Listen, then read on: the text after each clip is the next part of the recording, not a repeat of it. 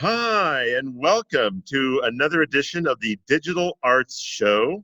I'm Jim Sirianni, your host. Thank you so much for joining us today. This show is a part of the Digital Arts Festival that has been going on now since the beginning of April. And this show is part of the Digital Arts Festival, produced by Center Stage Theater of Santa Barbara, California.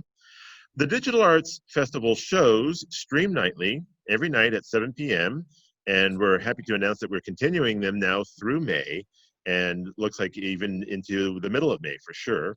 But you never know, that could change at a moment's notice. But very excited that we've been doing this now since April, and we're going to continue into May here.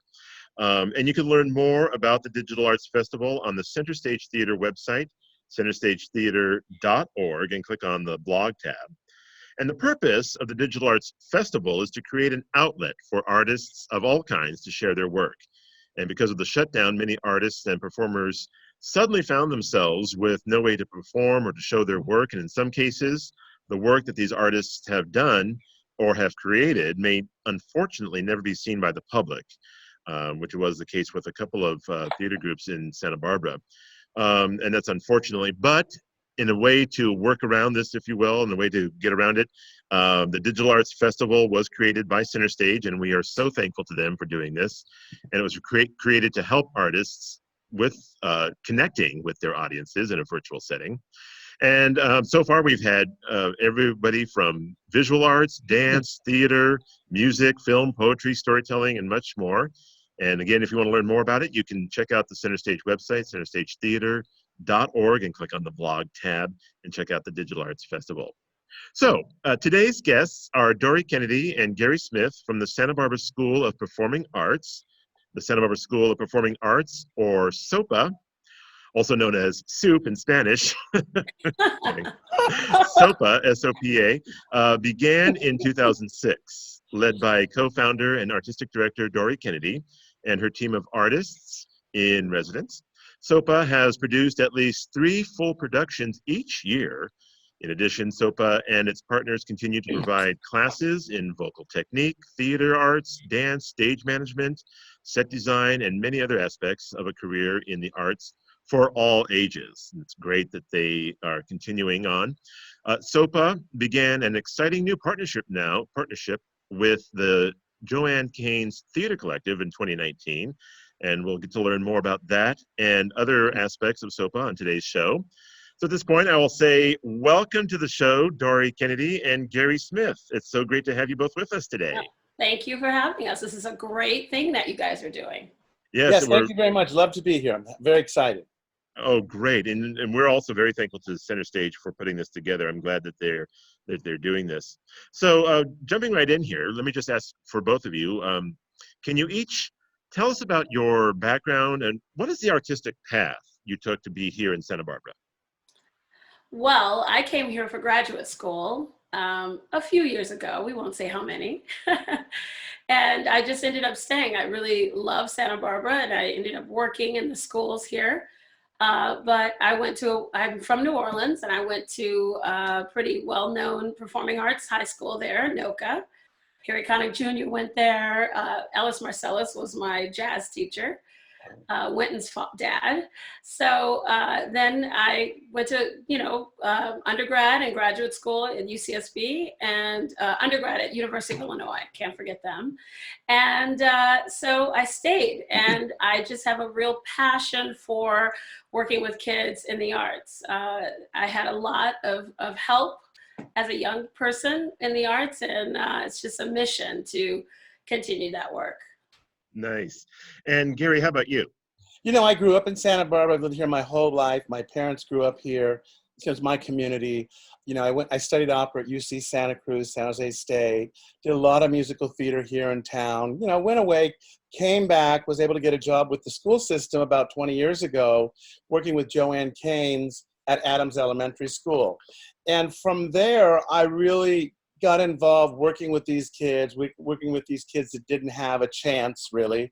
And from Adams School, you know, Joanne was offered the position to go to La Cumbre Junior High School. And they basically said to her, look, we're going to close the school unless you come over and save it.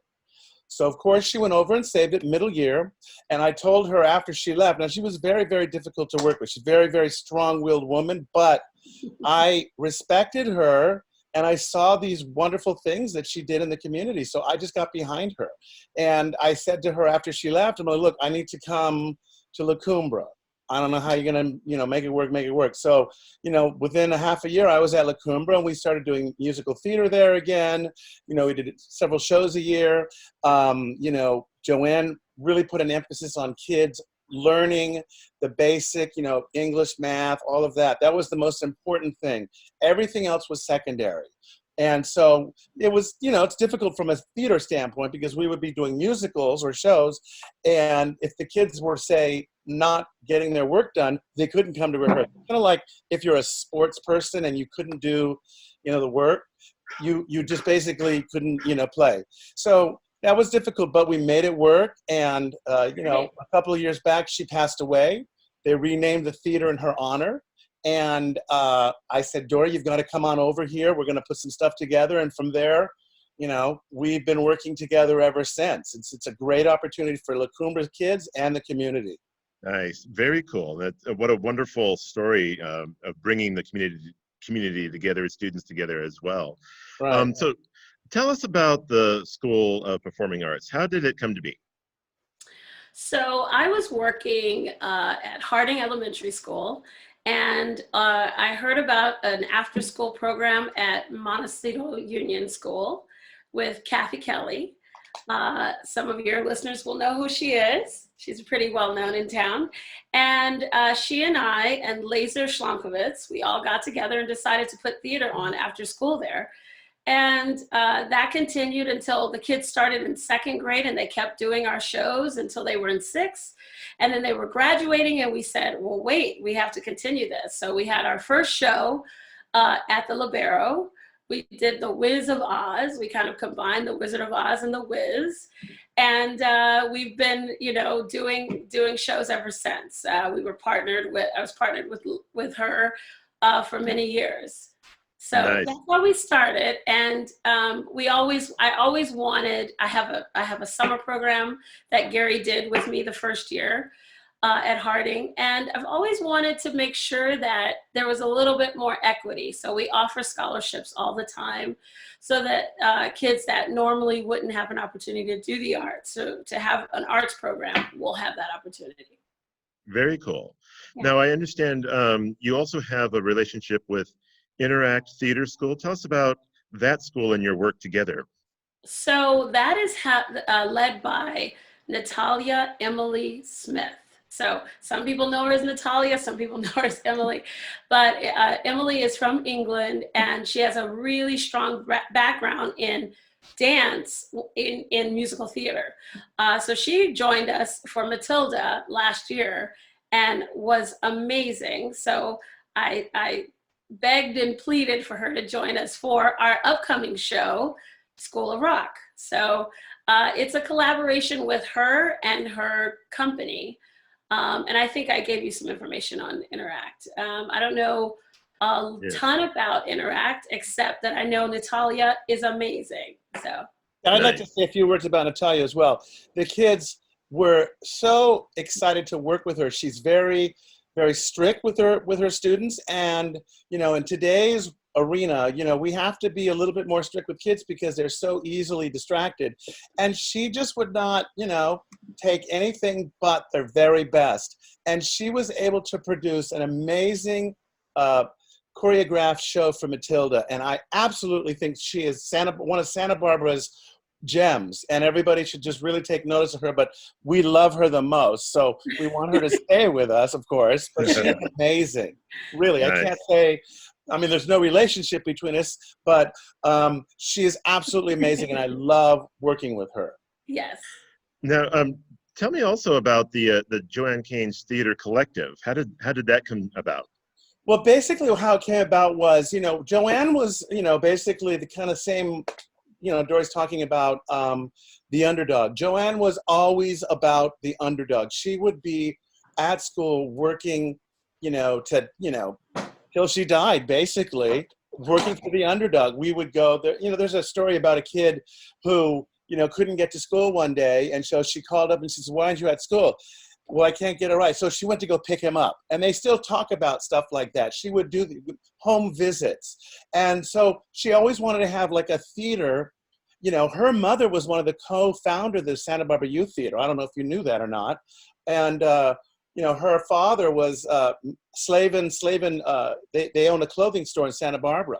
So, they're part of Santa Barbara culture and history too. So she was always for the underdog. There's so much history with her, dealing with, this, that, and the other.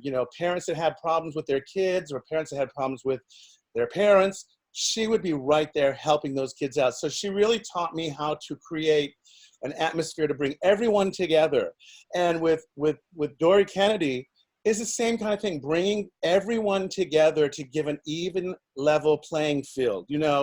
My kids, I taught them how to do sound and lighting and things like that. And Joanne she'd wanted the best. And so we would always she would be like, what's wrong? What's the problem with this? And so the kids knew, so if they could deal with her, they could deal with anyone. And so I just thought that this is a great opportunity to bring all the different schools together under Sopa to create that community collective that Joanne always, would have liked. Yeah, so I teach at Marymount of Santa Barbara. And so we had Marymount kids, La Cumbre kids. Our last show, we had kids from just about every school in the district. So Washington, Harding, the academy that's housed at La Cumbre also had students in the production. And so what that means is you've got like lots of different flavor on stage, right? And then we had adults come in to play the adult roles. One just person who's like the CEO of a major company in town was the lead in our show. I was in the show. Yeah, he was in the show. And the Santa Barbara, San Marcos High School theater arts teacher was in the show as well. Oh yeah, she played a lead in the show. So yeah, so that's community. That's amazing. How cool. cool. That's what I'm thinking is like when I did a lot of Civic Light Opera with Civic Light Opera back in the day, in the back of my mind, I keep saying to people like, I'd love to bring something like that back because I know that the people in the community love to see the people in the community Oh, you were in that show. Oh, you were in that show. And I would love to do something like that. That's another one of the goals that I have. And I believe that with Dori Kennedy and Sopa, and the retirement community wanting to come and participate and watch little shows at a school, that's one of my next goals is to have that happen. Yeah. Right. That would be incredible. That would be so great to be able to bring the community together as you already are doing. Yeah. To see that continue. That'd be great. Now, can you each tell us about your creative process? How do you go about getting ready for a show from the moment you decide we're going to do this show till it closes? What is that process like for you? Well, Gary and I are co-producers right now when we do our spring show. So we can talk about that. We get together and we decide, who's going to do our lighting, we get all the players together, as it were. And we're always trying to pick a show for the spring show that would have an equal playing field for kids and adults. So that's why Matilda was such a great show. And right now we're doing School of Rock. So you have adults in the show, but really the kids are kind of the focus. So that's how we do that. And looking for someone in the community who can do sets and lighting, and hiring someone who can teach a kid to be our stage manager. We have a high school student who's now our stage manager. She went to La Cumbre, and she has just a great future because now she knows how to do that. So that's part of the creative process, getting all the players involved, getting all the artists involved. That's the most important thing because you want that. You want the artists working with the kids. Yeah, I like, basically what I've been trying to do the more, in the last couple of years, when we were doing Matilda, I actually tore my rotator cuff. So I've been kind of like out of it for quite a while. But part of me wanted to, for this next show that we're doing now is I wanted to get a hold of one of the students that went to La Cumbre who now owns a construction company to help us build the set. So it's kind of like this family, because, it was a person that, was going to go the wrong way. Joanne was able to get him back on track. And, you know, now he has a construction company. And I thought that would be a perfect opportunity to bring somebody like that in to help build the set, or to be in charge of building that set, because he went to the school, he went through problems, and he achieved success even though he went through problems. And that's part of my process. I want the kids that went to school, that we teach them how to do things so that when they go to college, they could maybe get a job at a hotel doing multimedia type stuff, or, you know, things like that. So I'm trying to figure out a way to make it work so that there is an opportunity that they have where they can actually make money and show other people, well, hey, I could do this and I might get paid to learn how to do this. And so that's important for me too, because it's one of the things that Joanne always talked about was finding that hook to get kids into something. And she always knew that sound and lighting would be some kind of a hook for certain people. And I've got lots of kids, you know, Jesus, Alexis, you know, Santiago. Santiago is one of our first students that we had for PVAC, and he now comes and he calls the show on some of those things, and he's like totally excited about this. So PVAC is celebrating, well, we hope it's celebrating its 14th summer. We don't know, do we? But PVAC, Performing and Visual Arts Camp, is a camp that I run during the summer. And so he was talking about Santiago. Santiago can call the show. He was there when he was a young kid, and that's 14 years later, and he shows up and he says, hey, can I help you with the show? I mean, it's like, you know, it's amazing. And really backstage, bringing on sets, it's all like part of the family. It's like kids that we know. Yeah. I'm going to show you a picture right here. So now this is Santiago. Oh yeah, that's the first year. This is Santiago, the first year. I don't know if you can see it. I don't know if it's That is the first year that we did this, and I still have this picture, and that's Santiago. He's now married and has 2 kids, and he's still in the program. So, you know, that was part, you know, I'm not saying that because of Sopa or Joanne Caines, these kids are where they are today, or am I? Because the kids are, you know, the ones that we really come in contact with, we're really trying to help them, you know. The person that's our stage manager now, same kind of thing, you know, she could have gone one way or the other. We got her to be on this side, and now she's got, you know, her feet planted firmly on the ground, and she's able to do stuff that I don't think she would have been able to do if she didn't have this opportunity. Yes. Right. Wow. What a wonderful opportunity that students have had through Joanne and through Sopa and all these various organizations to bring kids together and to bring the community together to do art. I think it's just wonderful. Before I forget, though, I want to give out all of your information so that folks can learn more about Sopa. The website for Sopa is sbsopa.com. That's sbsopa.com. And their phone number for Sopa is 805-708-8897. And also, they are available on Instagram, and their Instagram handle is at sbsopa12. That's at sbsopa12 on Instagram. And also their email is info@sbsopa.com if you'd like to find out more about their programs. So let me ask you both then, how has the COVID-19 crisis impacted your artistic endeavors? Is the school offering digital programming during the stay-at-home period, or how is that working out? So yeah, we've been having digital rehearsals for School of Rock. The kids meet 3 times a week, and they have dance instruction with Interact. So, and we have another choreographer. And they also have one of our teachers at Marymount is a guitar teacher, Matt Castora, and he actually does guitar, drumming, everything, bass.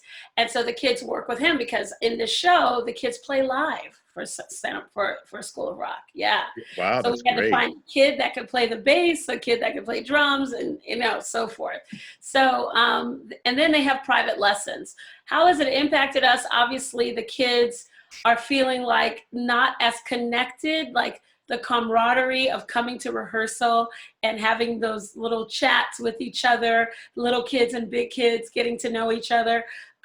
So we're going to have to try to keep we're going until probably end of June, and we're going to have to come up with some creative ways It personally impacted me because I'm teaching Marymount remotely, and coming up with assignments and things like that. That's a challenge.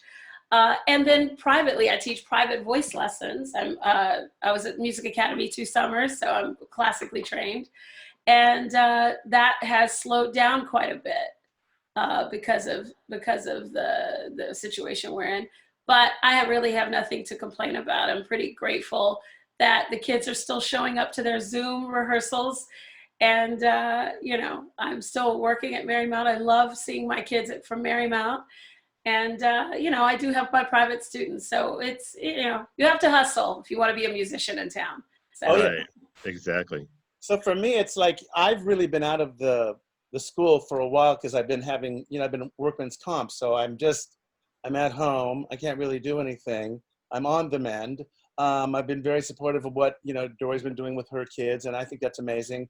Once a week I'm at Mount Carmel. We do a live stream, and I do the mass, and that's pretty much it. Then I come home, and I've just kind of stayed at home because I don't, there's no place to really go. I'm just very excited that Dori's been able to continue with all the kids and make things happen because, I don't know why this happened, but I'm sure there's a reason that will all come to pass. I think that we've all been sitting at home and reflecting on what's really important, and what's important is, one another and how we interact with one another. And so I've noticed that, like, when I go to church, what she was saying, how about that camaraderie you have with the kids, I find myself really, really giddy when I get around people on the outside, because I'm usually just sitting at home doing nothing, watching, coronavirus updates or conspiracy theories about aliens coming from another planet. And I have a lot of, that's very interesting as well. But I find that when I go out and I see people, you're kind of excited to like see another human being and oh, hi, how are you? It's very interesting. It is. Yeah, it's a very, I keep saying this over and over again in other interviews, that it's such an unprecedented time in our history to go through this. Oh, yeah. And I don't know if we didn't have the internet, if this had happened, say 20, 30 years ago, I don't know, how people would have been able to cope. Yeah, but so your next project then, it's School of Rock. That's what you're rehearsing now? Yes. And we're doing a digital. We actually produced 3 scenes from the show that you can see online in a few days. But we're going to, just so that they have a sense of accomplishment, by the end of June, we hope to do a whole virtual version of the show. And then when the schools open up, hopefully, because we do our shows at La Cumbra, hopefully we can have people come and see a live show. so you're hoping to do School of Rock live Mm-hmm. after the school year starts in the fall. We have several La Cumbra kids that are in the show that have leads, and we are still working with them. So Nice. But at least for the time being, you do have the virtual version that you're going to do online. That's great. Yeah. And so how are the kids dealing with, you mentioned it a little bit, but because I know it's kind of strange. I know my sister has 2 girls who are elementary age, and I know it's kind of distracting trying to teach or have them try to learn in a virtual setting. How are your kids dealing with trying to rehearse in little boxes, in little rectangle boxes? Yeah, I think not all kids are the same. Some of them are really thriving, and some are struggling. I've had parents say that that financially this isn't, it's stressful for them, and so the kids, maybe they don't make all the rehearsals because they're stressed out. And then there are other kids that they are on time. Not only are they on time, they're like 10 minutes early, waiting for rehearsal to start. They cannot wait. And so I have I have parents who say it's too stressful, and then I have parents who say that this is the best thing in the world. We can't wait to continue. So I think, and that's happening at all the schools too. Some people want the teachers teaching the students, and some people just want, hey, just send me a lesson and we'll do it on our own time. Right. Because it's too much Zooming, they're saying it's too much. It's a lot of Zoom, kids, yeah. I mean, at any rehearsal, we'll have 25 kids show up. That's a lot of kids. Yeah. Wow, that's great. That's wonderful. Mm-hmm. And again, I'm talking with Dori Kennedy and Gary Smith.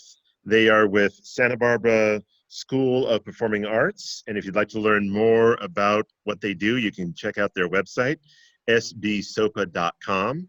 Again, that's sbsopa.com. And you can also check them out at on Instagram.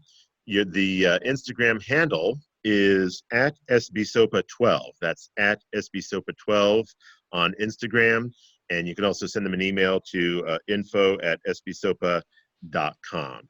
And Dori and Gary, we're just about out of time, but before we go, I would just, one more question. How do you think the crisis will impact each of you and the school in the long term once we come out of the quarantine? How do you think it'll affect it in the long term? Well, of course, I'm concerned about when people will feel comfortable sitting in a theater together. That's, you know, Yeah, there's that's not a good much point. social distancing with that. And I really worry about the kids losing um, their opportunity to perform. You know, that there's nothing like, that's why we're doing the performance at the end. It's, you've got to get ready. You have to be performance ready. It's a totally different level. So we're trying to offer that opportunity.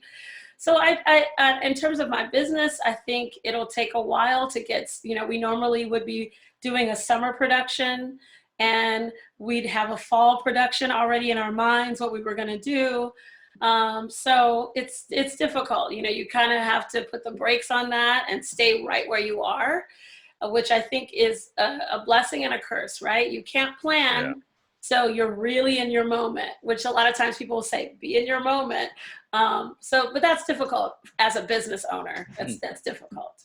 Right. I think for myself, what I'm finding is just by going out, when I go out and I'm around people, human beings, you know, we thrive on one another. We thrive as a human, you know, come in contact with one another. And I think it makes us a stronger person when we're around other people. So, you know, being alone and out of the, you know, public and we're just all on our own right now, I think that once we're able to get back together with one another, I think it's going to make us a lot stronger and maybe, you know, we're really going to focus on things that are more important. And I think that, you know, what's more important than, you know, is it going to work or is it staying alive? Or, you know, I just think it's going to make us a stronger, I don't know how it's going to, I really don't know what's going to happen. I just know that we together are stronger than we are apart. And I think that once we all get together, once this is all over, it's going to make us stronger. And I don't know what that will be, but I don't know what that looks like, but that's the feeling that I get. Yeah. And again, that was the hashtag alone together, you know, again, that kind of keeps coming to the forefront. Well, I wish we could talk more. I would love to learn more about Sopa and talk to you both about theater and music and such, but we're just about out of time. But before we go, I just want to give your information out one more time. The Santa Barbara School of Performing Arts, their website is sbsopa.com. That's sbsopa.com. And on Instagram, it's at sbsopa12. That's at sbsopa12.